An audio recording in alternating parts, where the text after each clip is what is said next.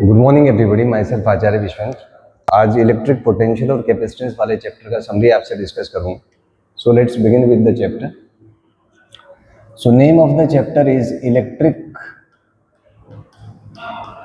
Potential and capacitance.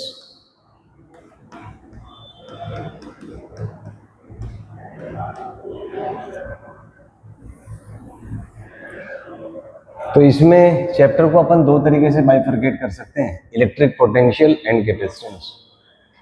Electric potential में सबसे पहले तो इसका इंट्रोडक्शन आता है, और इंट्रोडक्शन में यहाँ पे कॉन्सेप्ट है इलेक्ट्रिकल पोटेंशियल एनर्जी का, कि किसी सिस्टम का इलेक्ट्रिकल पोटेंशियल एनर्जी क्या है। पॉइंट चार्ज के लिए अगर बात करें तो जो सिस्टम का पोटेंशियल एनर्जी है वो होता है U infinity plus K Q1 Q2 by R। तो ये एक बेसिक सा डेफिनेशन है, and this is related to the work done by electric field in moving a system from A to B। So potential energy is ultimately related to the work done by a force। मान लीजिए कोई electrical system of charges है, वो state A से state B में move कर रहा है, तो स्टेट A से स्टेट B जाने में जो पोटेंशियल एनर्जी का डिफरेंस है UA minus UB, that is the work done by the electrical force. तो पोटेंशियल एनर्जी किसी सिस्टम का है, तो सिस्टम आपस में कनेक्टेड है by certain sort of forces और द फील्ड्स। वो फोर्सेस या फील्ड्स जो वर्क करते हैं वो potential energy of the system के कॉस्ट पे करते हैं। तो ये इसका बेसिक कॉन्सेप्ट है। तो इलेक्ट्रिकल पोटेंशियल एनर्जी पे बेस्ड होके ही आपका कॉन्सेप्ट आता है इलेक्ट्रिक पोटेंशियल का। फिर इसमें आ जाता है इलेक्ट्रिक पोटेंशियल का डेफिनेशन क्या है। तो ये होता है work done per unit test charge या change in potential energy per unit test charge. Reference पे डिपेंड करता है ये। फिर इसमें आ जाएंगे आपके केसेस, जैसे पॉइंट चार्ज का, फिर आपका डाइपोल का, फिर आपका होलोस्फीयर, फिर आपका सॉलिड स्फीयर, फिर आपका लाइन चार्ज। बहुत से एप्लीकेशंस हैं इलेक्ट्रिक पोटेंशियल पे बेस्ड। फिर इसमें नेक्स्ट क्वेश्चन आता है कि इलेक्ट्रिक फील्ड और पोटेंशियल का रिलेशन। तो ये होता है आपका E इज इक्वल्स टू, अगर ये रेडियस वेक्टर की फॉर्म में दिया minus dv by D R, और अगर वेक्टर की फॉर्म में है तो ये पार्शियल डेरिवेटिव आ जाएगा minus del V by del X I cap minus del V by del Y J cap minus del V by del Z into K cap. फिर इसमें बहुत से केसेस हैं कि पोटेंशियल कॉन्फ़िगरेशंस की वजह से क्या है, पॉइंट चार्ज का कितना है, डाइपोल का क्या है, होलोस्फीयर का कितना, सॉलिड स्फीयर का कितना, लाइन चार्ज का कितना। फिर इसमें इलेक्ट्रिक फील्ड पोटेंशियल पे बेस्ड क्वेश्चंस आते हैं।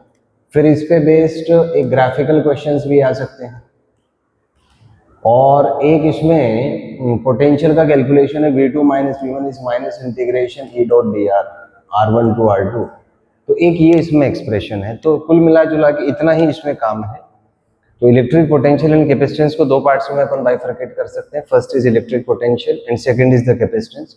इलेक्ट्रिक पोटेंशियल में पहला जो टॉपिक है वो आता है electrical potential energy of the system, जो कि वर्क डन से रिलेटेड होती है। सो वर्क डन जितना भी कोई कंजर्वेटिव फोर्स करेगा in moving system from state A to B, वही जो वर्क डन है वो पोटेंशियल एनर्जी की कॉस्ट पे होता है।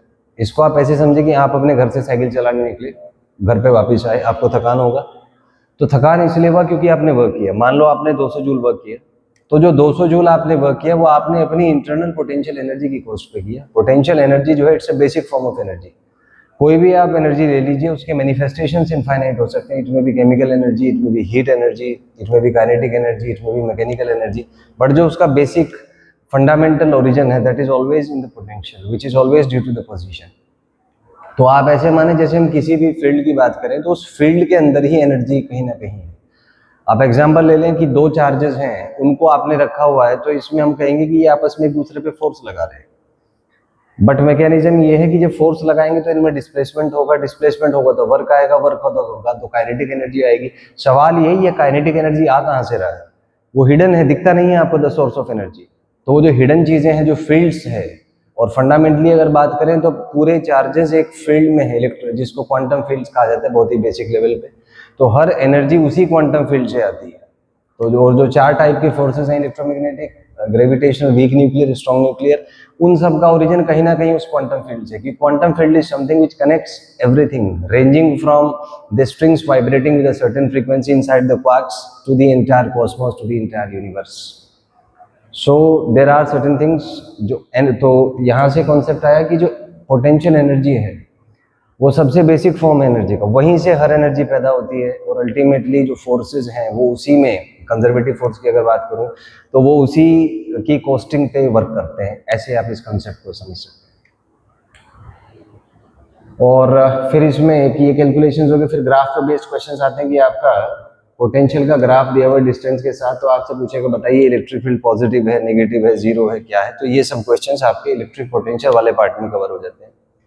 नेक्स्ट आता है इसमें कैपेसिटेंस। तो कैपेसिटेंस वाले चैप्टर में सबसे पहले तो इसका इंट्रोडक्शन है। इंट्रोडक्शन में आएगा कैपेसिटर बनता कैसे है, चार्ज और पोटेंशियल में क्या रिलेशन है, तो Q is equal to CV वाला फंडा आता है। फिर इसमें आता है इसमें कैपेसिटेंस की कैलकुलेशन, कैपेसिटेंस को कैलकुलेट करना। इसमें आ जाएगा आपका पैरेलल प्लेट आ जाएगा, इसका कैपेसिटेंस होता है A epsilon not by D। फिर इसके मैनिपुलेशन आते हैं कि इसमें आपने एक डाइलेक्ट्रिक इंसर्ट कर दिया, इसमें कंडक्टर डाल दिया, इसमें ये चेंज किया, वो चेंज किया, तो बहुत सारे वेरिएशंस इसमें पॉसिबल है on the basis of calculations of capacitance. Parallel plate के बाद आपका आएगा फिर इसमें स्फेरिकल कैपेसिटर आता है, फिर इसमें सिलेंड्रिकल कैपेसिटर आता है।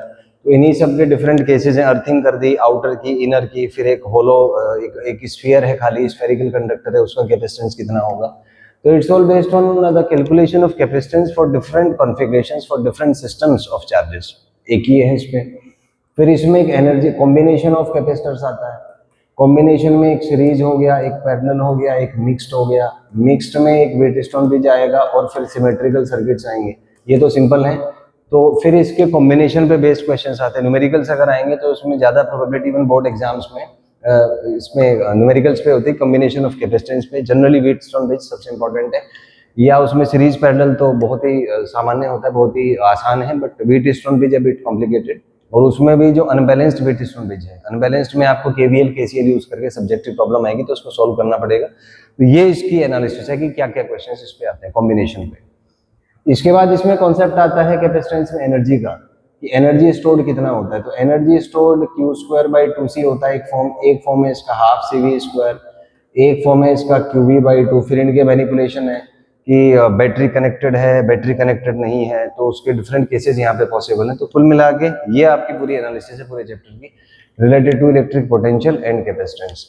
सो इसमें स्पेसिफिक वीडियोस मेरे बने हुए हैं, आप ऑलरेडी सर्च कर सकते हैं टॉपिक के नाम के साथ। जैसे मान लीजिए आपको कैपेसिटर्स पढ़ना है तो कैपेसिटर्स या problem on capacitors by Acharya Vishvendra, क्योंकि मैंने ज़्यादातर वीडियोस मेरे क्वेश्चन आंसर सेशन पे हैं, प्रॉब्लम सॉल्विंग्स पे हैं, लेकिन कहीं के मैंने कॉन्सेप्ट भी डिस्कस किए हैं। तो आप इसमें यूट्यूब पे सर्च कर सकते हैं capacitors by Acharya Vishwendra and you can see the videos. इसमें मैंने बहुत ही छोटे वीडियोस, ज़्यादातर वीडियोस 3 से 4 मिनट के हैं, उसमें मैंने कम से कम आधे से पौने घंटे का कंटेंट कवर किया है। तो ये आपकी एनर्जी और टाइम को ऑप्टिमाइज करेगा, आप कम समय में ज़्यादा सीख पाएंगे, ये मेरा इसमें प्रयास है। So you can see those videos on YouTube. Name of the topic by Acharya Vishwendra. जैसे मान लीजिए इलेक्ट्रिक बल्ब है तो electric bulb by Acharya Vishwendra, resistance by Acharya Vishwendra, drift velocity by Acharya Vishwendra. तो टॉपिक के साथ मेरा नाम सर्च करके आप यूट्यूब पे वीडियोस देख सकते हैं and you can get benefit from that. So if you have any doubt you can ask in the comment section. Thank you and have a nice day.